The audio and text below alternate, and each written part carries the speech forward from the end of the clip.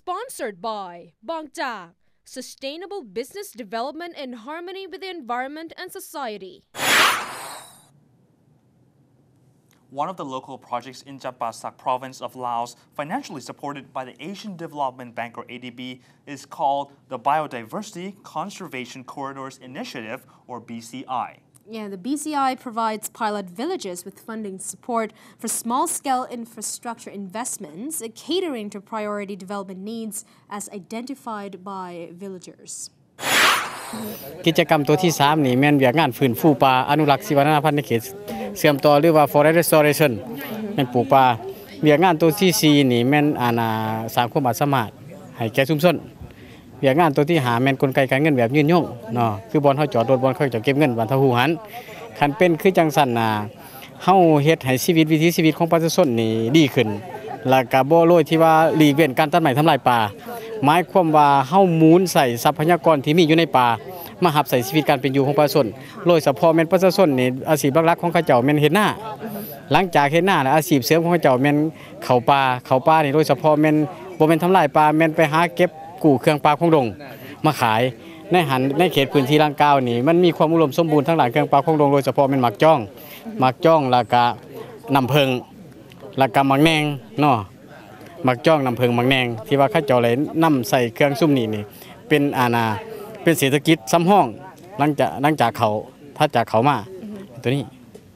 ปกตินี่มันราคากิโลนึง 70,000 กีบ 70,000 กีบมันตกอยู่กิโลนึงนี่250 บาท250 บาทBut the question remains on whether the BCI project really protects the rights of the villagers owning the land. Are these villagers the legal owners of their own farmed and homeland plots? Let's take a look at this report on land disputes in Laos and how the government has put an effort to end it. National Assembly members have called for a new strategy to be put in place when amending the national land policy, in an attempt to eradicate legal loopholes relating to land disputes. The National Land Policy Strategy was the first item on the agenda at the National Assembly's intersession, which is currently taking place. Speaking during intersessions talks on Monday, National Assembly member for Luang Nam Ta Province, Mr. Kongpet Kieo Buapha, said various options would be explored. I would like a strategy to close the loopholes regarding land compensation, which often cause disputes between the public and government officials. Mr. Kongpet said that very often disputes cannot be resolved under the existing land law. In particular, disputes over land loss and the compensation offered in cases of land transfer. A particular problem is that people heading up development projects take advantage of get-out clauses in the legal system. He said many land concession contracts and agreements had not stipulated precisely who among the involved parties would be responsible for providing compensation.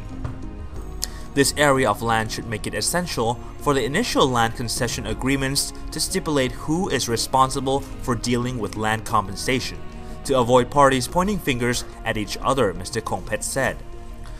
To tackle the problem, the draft policy was introduced at the meeting of the Director General of the Land Management Department under the Ministry of Natural Resources and Environment, Mr. Si Pandon Si Hawong.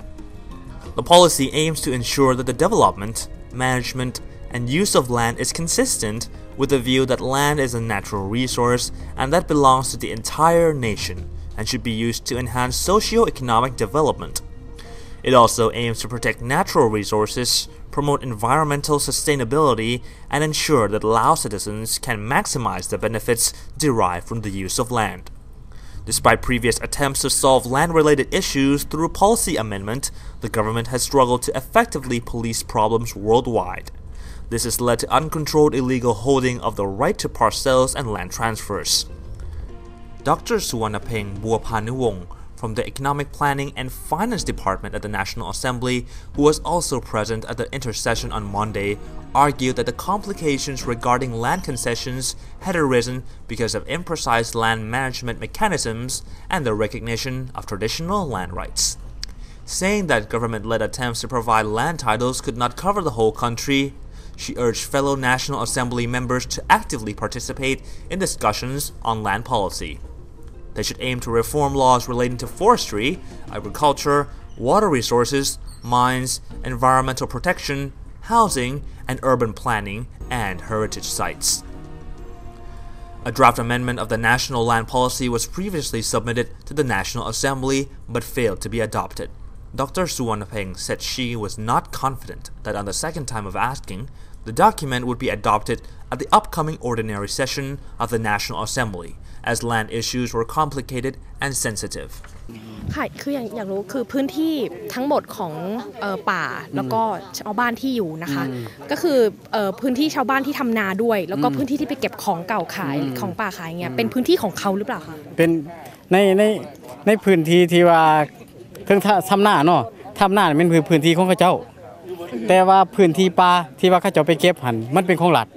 เป็นป่าสงวนเนาะเขตป่าสงวนในเขตป่าสงวนหันถือว่าอนุญาตได้ไปเก็บมาขายหันอนุญาตได้ไปเก็บโดยที่ว่าบ่ทำลายคันว่าเว้าเรื่องทำลายเฮามีระเบียบอีกเฮามีระเบียบเกี่ยวกับเครื่องป่าของดงเนาะที่ว่าเฮาเลยสร้างมาในปี2007หลังจากโครงการได้เริ่มเข้ามาเฮามีระเบียบเกี่ยวกับการเก็บกู้เครื่องป่าของดงโดยเฉพาะแม่นมักจ้องนี่ถ้าว่าผู้ใดหากไปทำลายต้นมักจ้องโดยที่ว่าตัดปั๊มต้นมักจ้องเฮาจะไม้ครั้งที่1นี่1ล้านกีบเนาะถ้าว่าขึ้นสั้นซื่อๆนี่โดยที่ว่ามักจ้องมันบ่ทันแก่มันบ่ทันถึงฤดูกาลของมันนี่ไปสั้นก่อนนี่เฮาจะไม้ครั้ง1 500,000กีบต่อคนต่อครั้งแต่ว่ามีกฎพื้นเมืองที่จะป้องกันพวกป่าพวกอะไรอย่างนี้แต่ว่ามีกฎบัตรหรือว่ามีเอกสารทางกฎหมายแบบว่าที่เป็นแบบที่จับต้องได้ไหมคะที่จะเหมือนกับให้ชาวบ้านเนี่ยมีสิทธิ์ที่จะอยู่ที่นี่จริงๆก็คือเป็นที่ของเขาจริงๆตามบ้านแต่ละหลังอย่างเงี้ยอยู่หันอยู่ได้เนาะอยู่หันอยู่ได้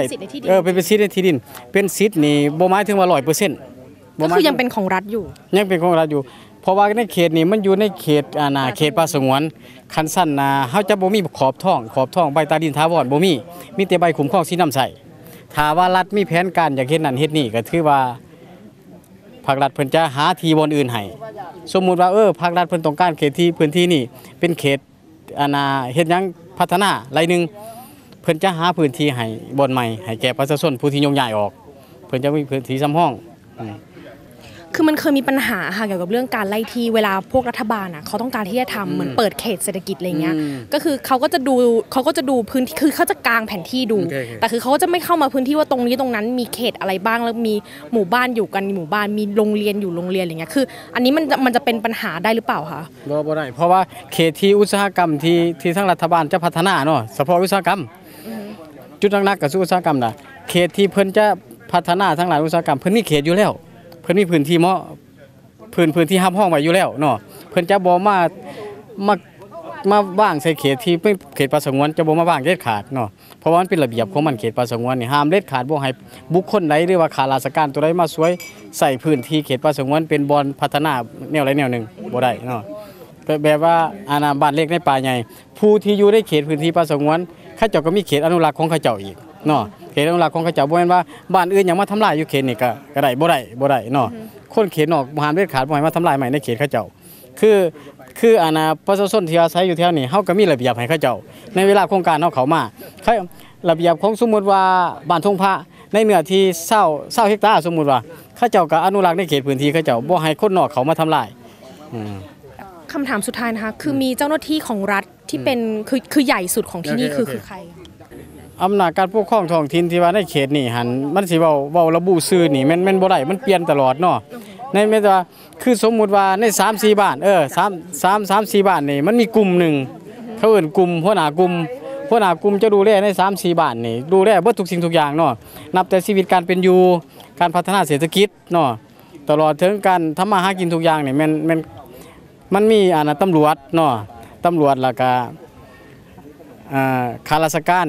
จากของการต่างๆจากกสิกรรมเมืองบ่จากพัฒนาชนบทของเมืองเบิดทุกภาคส่วนเนาะจะมาเฮ็ดเวียกร่วมกันแล้วก็วางแผนร่วมกันว่าในเขตชุมชนนี่เขาเจ้าสิเฮ็ดจังแหน่เขาเจ้าต้องการจังแหน่แม่นเอาแผนพัฒนาเศรษฐกิจของเมืองมาสมทบใส่แล้วก็ระเบียบทุกอย่างแม่นทั้งเมืองเขามีระเบียบคือข้าพเจ้าได้เว้ามาหั่นแหละ